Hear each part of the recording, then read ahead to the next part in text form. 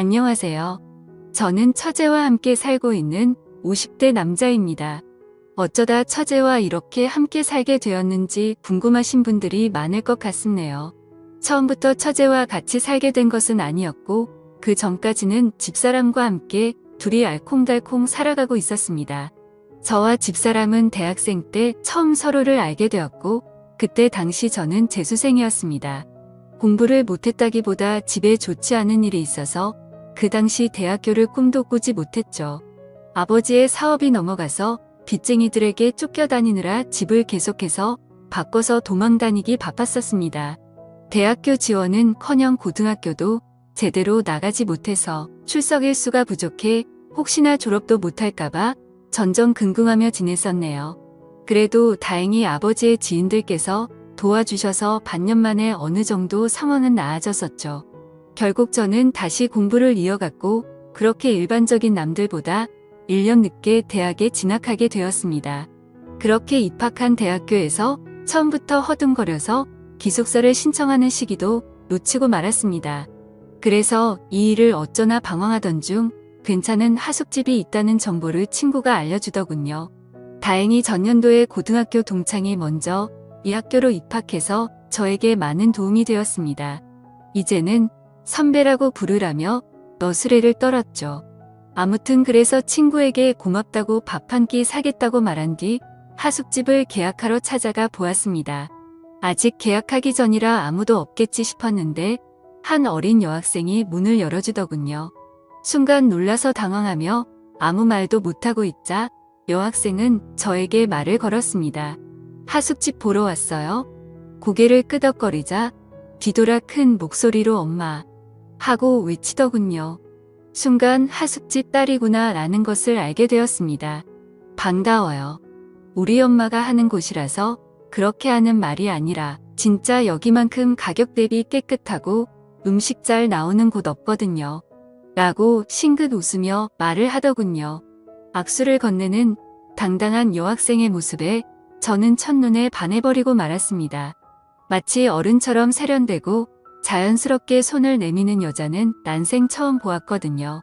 저는 그렇게 홀린 듯 하숙집을 계약하게 되었습니다. 알고 보니 여학생은 저와 같은 그의 신입생으로 같은 학교를 다니게 되었다고 하더라고요. 게다가 우연인지 인연인지 그녀와 저는 전공마저 똑같아서 급속도로 친해지게 되었죠. 제가 재수한 사실을 알고 오빠라고 부르는데 행동은 저보다 훨씬 어른스러워서 참 신기했어요. 하숙집 맨 위층은 주인 아주머니와 여학생, 그리고 그 여학생의 여동생까지 셋이 살고 있었습니다. 그녀와 저는 점점 친해져 갔고 이야기를 나누던 중 제가 재수한 이유에 대해서 궁금해하길래 솔직히 말해줬죠. 아버지의 사업 때문이라며 조금은 원망스럽다는 투로 이야기하자 그마저도 부럽다고 하더라고요. 자신은 태어났을 때부터 아버지가 없어서 한 번이라도 아빠의 정을 느껴보고 싶다고 말을 했습니다. 그 말을 듣는 순간 제가 불평불만을 했던 사실이 부끄러워지더라고요. 아버지가 보고 싶다며 눈물을 글썽이는 그녀의 얼굴을 보자마자 저도 모르게 고백을 해버렸습니다. 내가 그 빈자리 다 채워줄게. 가족이 되어서 절대 널 외롭게 두지 않을 거야. 말해놓고도 제가 무슨 소리를 한 건지 제 스스로도 깜짝 놀라서 얼굴이 빨개졌습니다. 그런 저를 빤히 보더니 귀엽다는 듯 오히려 제 머리를 쓰다듬으며 말하더군요. 앞으로 얼마나 잘하나 지켜볼 테니 한번 노력해봐요. 그녀의 말에 그게 대체 무슨 뜻이냐고 수락인지 거절인지 다시 한번 물어봤죠. 여유있게 웃으면서 맞춰보라는 그녀와 허둥지둥대며 새빨개진 저는 그날 연인이 되었습니다. 그녀가 바로 지금의 집사람이죠. 그때 당시의 처제는 나이가 너무 어려서 생각이 잘 나지 않습니다. 기억을 더듬어 보면 늘 하숙집 아주머니의 앞치마 끝자락을 꼭 잡고 서 있던 것 같아요. 제법 나이 차이가 나는 두 자매였죠. 집사람이 20살일 때 처제는 6살이었습니다. 아버지가 일찍 돌아가셨는데 처제는 어떻게 존재하는지 묻고 싶었지만 그 당시에는 왠지 물어보면 안 될 것 같아서 물을 수 없었어요. 장모님께서 잠시 만나셨던 남자에게서 생긴 아이라는 건 나중에 알게 된 사실이었습니다. 그러나 처제가 태어날 때쯤 이미 헤어지고 연락이 되지 않아서 장모님께서 혼자 키우셨다고 하더군요. 그런 처제에게 저는 오빠이자 삼촌 그리고 아버지 같은 사람이었습니다. 두 자매는 아버지 없이 살아와서 그런지 무척 정에 목말라 있었어요. 그래서인지 저를 참 잘 따랐습니다. 저도 그런 그녀들을 보면 안쓰러워서 한없이 잘해주고 싶더라고요. 아무튼 1년 동안 예쁜 사랑을 키워가던 중 저는 대학 1학년을 마친 후 군대를 가게 되었습니다.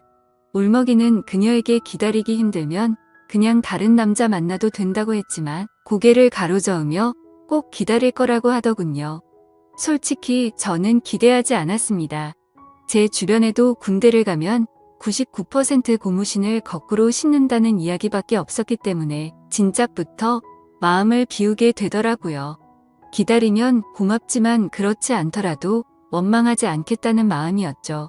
그래서 첫 번째 휴가를 나왔을 때 그녀에게 연락이 오지 않았어도 조금은 서운할 뿐 그럴 수 있다고 생각했습니다. 하숙집을 찾아가 볼까 생각도 했지만 괜히 미련 떠는 것을 보여주고 싶지 않아서 그냥 복귀를 했습니다. 두 번째 휴가를 나왔을 때에도 깜깜무소식이었습니다. 저는 그래서 이제 아예 끝났구나 싶었죠. 그러던 어느 날 부대로 누군가 면회를 왔다고 하는 것입니다. 혹시 그녀일까 싶어서 서둘러 갔더니 그곳에는 전혀 예상치 못했던 여자가 앉아 있었습니다.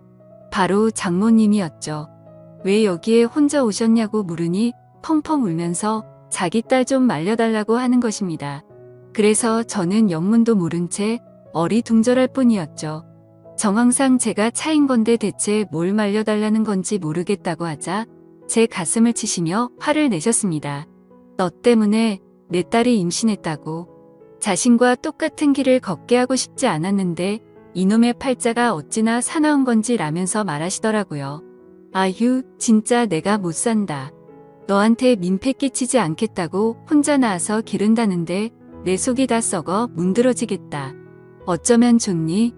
그 이야기를 듣는 순간 머리를 한 대 맞은 것처럼 띵 하더군요. 그녀는 제 예전 한마디 때문에 임신 사실을 숨긴 것입니다. 입대 전 그녀와 술을 마실 때 제가 무심코 한 말이 있었거든요.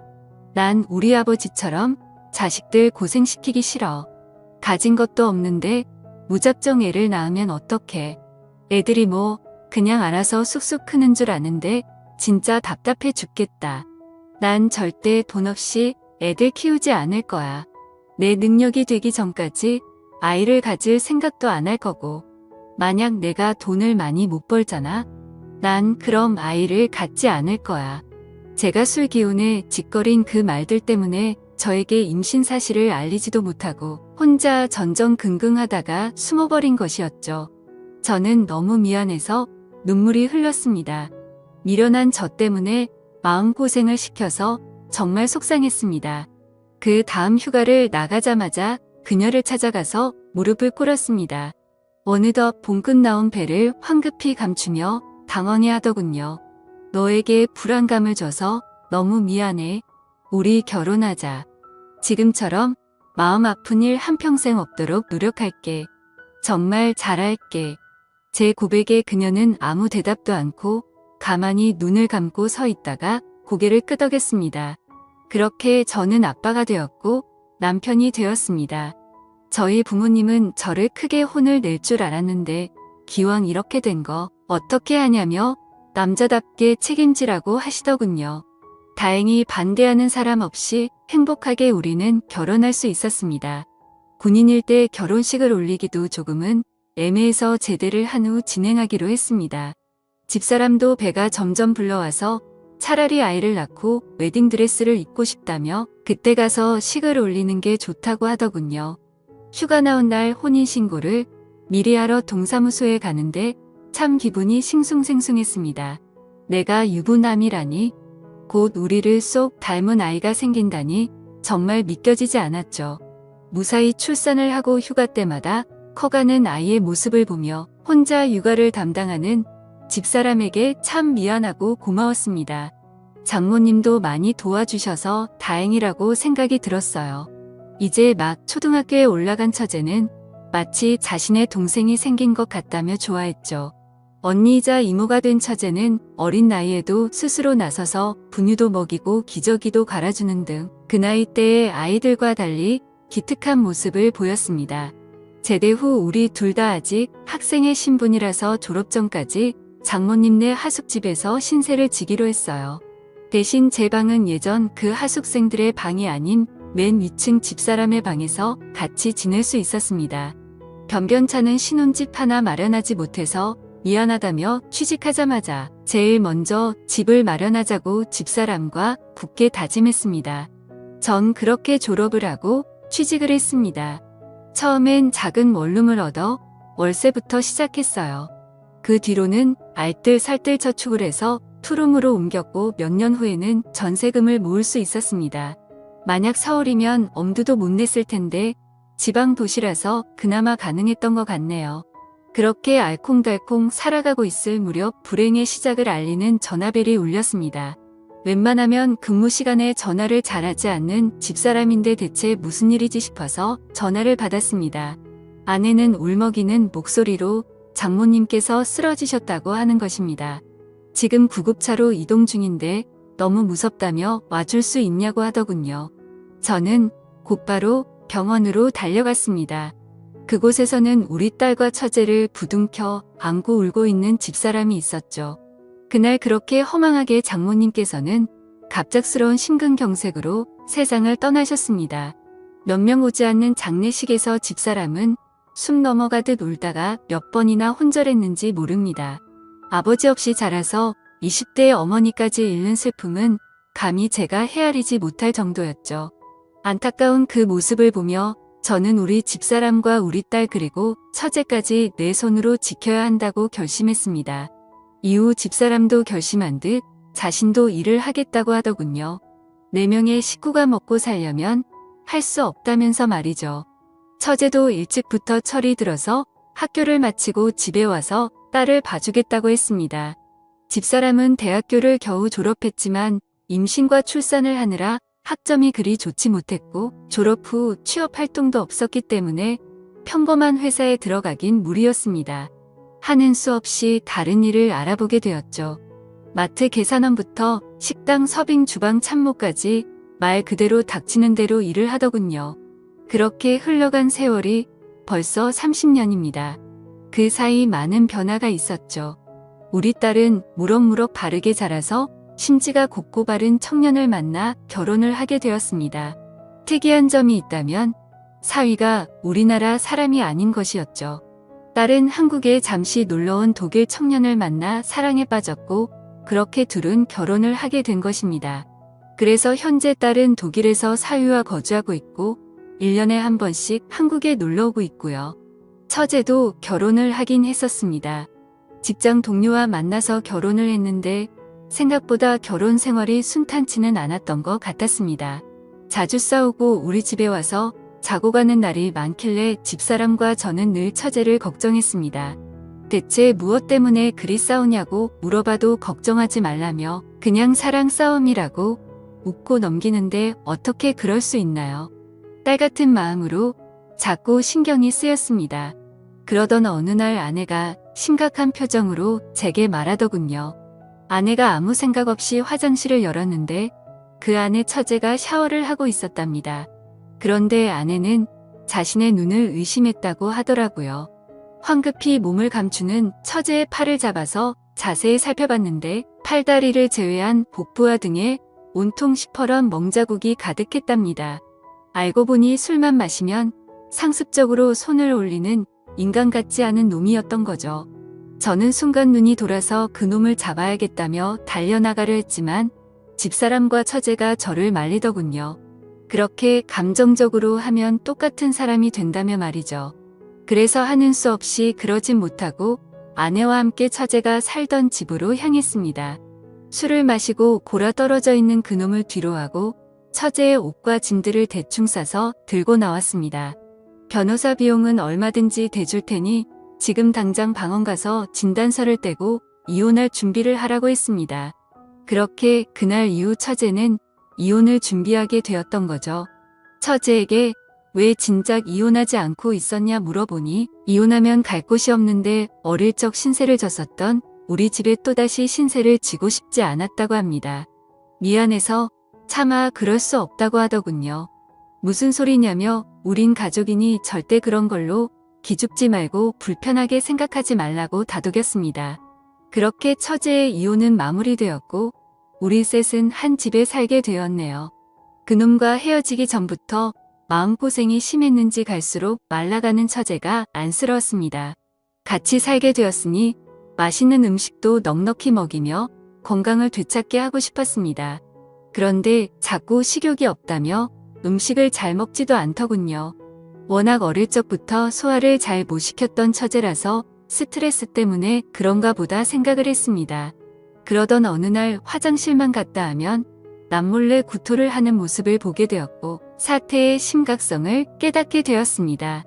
혹시 섭식장애인가 싶어서 병원에 데려갔는데 의사는 고개를 갸우뚱하며 더 큰 병원에서 검사를 받자고 하더군요. 처제는 별일 아닐 거라고 했지만 저는 겁이 덜컥 났습니다. 바로 다음날 대학병원에 가서 검사를 받았고 결과를 받아든 순간 모두가 좌절에 빠지고 말았습니다. 처제는 위암 말기였던 거죠. 왜 진작 병원에 오지 않았냐는 의사의 말에 가족 모두 아무 말도 할 수 없었습니다. 다행히 암세포가 복강 안에만 퍼져서 수술이 가능하다고 하더군요. 먼저 항암 치료로 종양의 크기를 줄이고 수술을 진행한 뒤 다시 항암제를 투여하기로 했습니다. 남몰래 토하던 처제는 이제 하루에도 몇 번씩 구토를 하기 시작하더라고요. 밀려오는 고통과 구역질을 참지 못하고 침대에서 일어나지도 못한 채 구토를 하는 처제의 모습에 정말 너무나도 가슴이 아팠습니다. 낮에는 집사람이 병간호를 하고 밤에는 제가 자리를 지켰습니다. 하루에도 몇 번씩 침대 시트를 전부 빨아야 하는 상황이었지만 어떻게든 희망을 버리지 않고 간호를 했죠. 대부분의 말기 환자가 1년 내에 사망한다고 하더군요. 그 말을 듣고 1년이 가까워질수록 하루하루 아침마다 살아있는 것에 감사드리고 지냈습니다. 그래서 어떻게 됐냐고요? 그렇게 감사하며 지낸 지 올해로 3년째입니다. 병원에서는 가족의 힘이라고 기적이라고 봐도 좋다고 하더군요. 하지만 5년 생존율은 5%도 안 된다고 하니 안심하지 말고 매일같이 최선을 다해서 돌보고 있습니다. 남들이 들으면 왜 그렇게 최선을 다하냐고 묻더군요. 글쎄요. 어린 나이에 투병 생활을 하는 것이 안쓰러운 것도 있고 타국에 있는 딸과 겹쳐 보여서 그런 것도 있는 것 같습니다. 어찌 보면 내 딸보다 더 오랫동안 함께한 처제이니 그럴 수도 있겠더군요. 힘들지 않냐고 묻는 분들도 주변에 많지만 저는 딱히 힘들다고 생각하지 않습니다. 초반에는 조금 힘이 들기도 했지만 이제는 익숙해서 아침에 이를 닦고 밤에 이부자리를 펴듯이 하나의 습관이 된 것 같습니다. 제가 바라는 점은 딱 한 가지입니다. 하루라도 빨리 처제가 완치되는 것이죠. 완치까지는 아니더라도 더 이상 전이가 되지 않길 바랄 뿐입니다. 그래야 우리 집사람도 웃을 수 있고 저도 웃을 수 있으니까요. 저희 가족과 같은 가족분들 모두 힘내시고 기운내시길 바랍니다. 희망을 버리지 않는 한 행복은 항상 우리 곁에 있으니까요. 감사합니다.